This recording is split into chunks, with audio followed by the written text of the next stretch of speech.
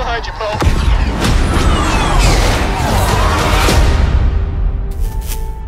Hey, and welcome to another Battlefront update. The Star Wars Battlefront 2 beta came and went, and while we all got to experience some real fun and engaging gameplay, majority of us missed out on some of the smaller things that were left out of the spotlight that were leaked during the time of the beta. Having said that, don't expect anything groundbreaking or major here, but I figured now, since we're waiting for the full release of the game, now is a good time than any to get right into this stuff that we initially missed.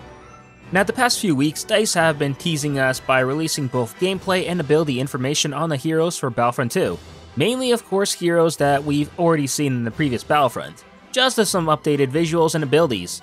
We still have yet to see DICE really show off either Yoda or Kylo Ren, but one of these actually had their hero data partially in the beta files for one reason or another.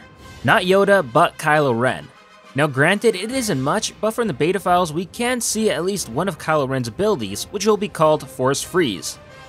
It's hard to say exactly what this will be, but when first hearing about this, I'm sure all our minds jump straight to Kylo Ren's Force Freeze moment in The Force Awakens. If his hero ability will be in fact this, where he'll be able to freeze blaster fire, projectiles, or even enemy troopers, then this ability will really be both exciting to play around with and potentially overpowered.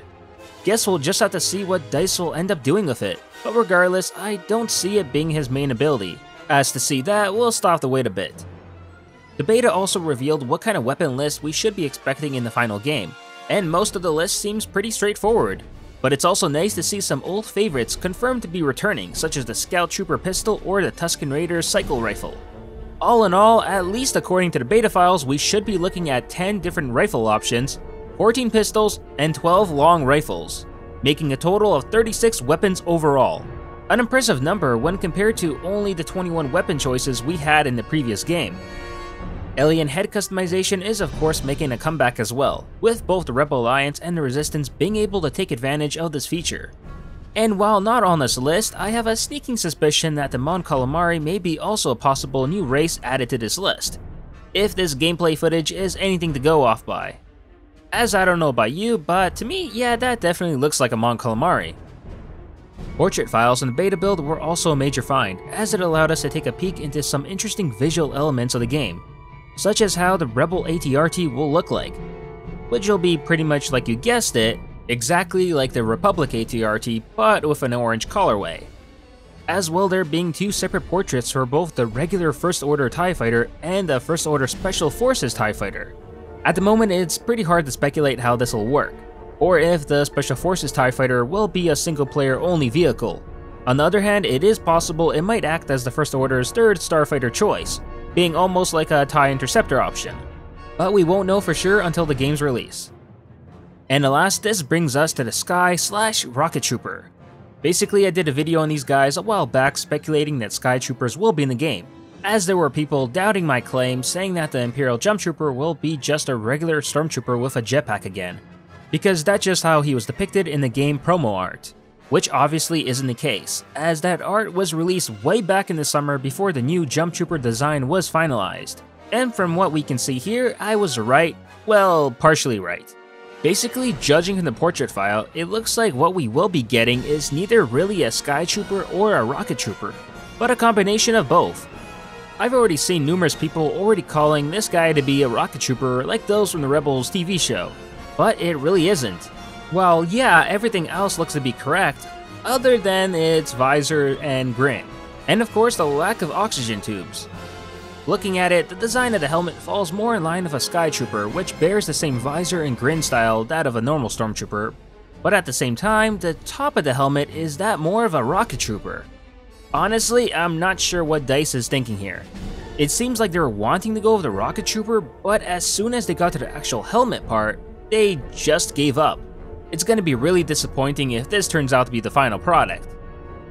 The weather in Battlefront 2 is looking to be far more expansive than it previously was in Battlefront 1, as the beta data reveals, with about 27 weather choices in total. It's not confirmed yet whether we will be getting customizable or dynamic weather in the game, but DICE's official recent gameplay shows confirmation of this weather list in action. So if we don't have control over the weather in multiplayer, then we might in arcade. Crystal purchasing was also found in the beta data. but nothing more really than confirmation that we will be able to purchase crystals, Battlefront 2's premium currency for loot boxes in the game, which was already a given. Now, the actual prices of the crystal sets was not in the beta files, as it likely wasn't yet determined, just that the system was in place to be ready for release. And while this was already leaked a while ago from the alpha from my previous video, we didn't really get to see it on the list of available locations, so seeing it now pop up again in the beta files makes this new location's initial legitimacy rather confusing. We're talking about Jabba's Palace here, where its map files were found in the beta data. It's unsure whether this will be available on release or be an arcade-only map, or a future DLC map, but what we are sure is that it will be in the game at some point, possibly sooner rather than later if it's already listed in the beta data. Finally, the First Order Snowtrooper data was also loaded in the beta build, with some hackers even managing to get them working in the beta arcade mode. But other than aesthetics, they played exactly the same as the regular beta clone troopers. And speaking about clone troopers, but we were also able to spot our first in-game look of a Phase 1 heavy class clone trooper.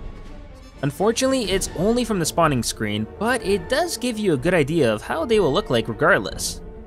But that'll do it for this beta leak breakdown. Like I mentioned, there wasn't anything groundbreaking in the beta files like there was in the alpha version, as DICE really did learn their lesson from that major leak fiasco they had with the alpha. But nonetheless, hopefully you were able to still spot something of interest here in anticipation of the full game release. As always, if you enjoyed the video, please like it, share, and subscribe to the channel to not only support it, but keep up with Star Wars news, gaming, and canon lore released every week. And consider following me on Twitter and Facebook to never miss out on the latest Star Wars related content. And if you still want to stay part of the conversation, then definitely join us on the official SYLO Discord channel. On that note, thanks for watching and may the Force be with you.